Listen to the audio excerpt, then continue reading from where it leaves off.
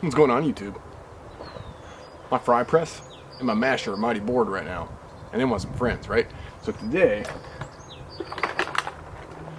I'm hoping to take this 4 pounds of seed potatoes, put it in this big old tub of dirt right here, turn it into 40 pounds. So let's talk about it. So yesterday when I made a video, I didn't really mention about growing zones. And growing zones are important because there's charts, there's dates that you need to kind of keep track of for the optimal growing times. And San Antonio is roughly 8 or 9 depending on which source you look at, which means I need my potatoes in the ground now. And especially since I'm using a growing bag, my soil is going to be warmer. So about a month ago I ordered Purple Viking potatoes, I may have mentioned that, from a place called Gurney's. And I've let them sit out for a couple days, and I hope the camera zooms in just fine. You'll see these little islets, right? Little chits, as they're called. And my potatoes have started to sprout. And I've done this on purpose to kind of give them a head start, because when I bury them, I want them to take off and take off quick.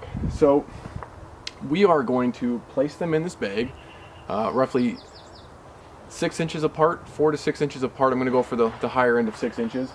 And then I'm going to cover them within a couple inches of dirt, and I'm going to wait for them to sprout. And once they sprout, once the sprouts get up to 4 plus inches, I'm going to put more dirt in there, almost covering the leaves, and make the leaves grow above that. And then I'm going to keep covering it until I get to the top of the container, and then I'm going to stop, right? And I'm just going to let the plant do its thing and grow. And what happens is as the plant grows up, it's going to grow side tubers, shoots, tubers, right? And it's going to make more potatoes.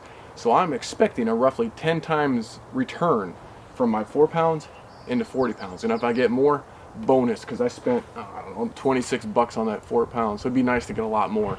So let's get into it. Oh man, the magic of quick editing. Alright, so I already placed these in here just to spare you. You'll notice that the eyelets are up. So when you put them in there, just kind of press them into the dirt. Remember, I've got 4 inches of dirt in there. Put them eyelets up. I've already pre-moistened the soil. And I've also put down a little bit of just a slow release fertilizer. And I know I told you just go get, some all-purpose, but in this case I'm going to put some slow release just so the plant, the tuber, will have nutrients to draw from slowly without burning it, because fertilizers can burn. So then what I'm going to do is I'm going to take some dirt and we're going to fill it up. Look at that magic, filled up. That's how quick I am. Anyway, we'll come back and check on these in I don't know, a couple weeks, and I'll update you on the progress. Good luck with your taters.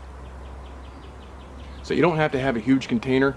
You can have a smaller container. You could use one of those 15 gallons. I accidentally called it 20 the other day. You can use a 15 gallon. You just won't put as many potatoes in there. You can also theoretically cut your seed potatoes, right? So you have eyes on different spots. I don't like doing that. I like leaving as much nutrient with the original potato or tuber as possible.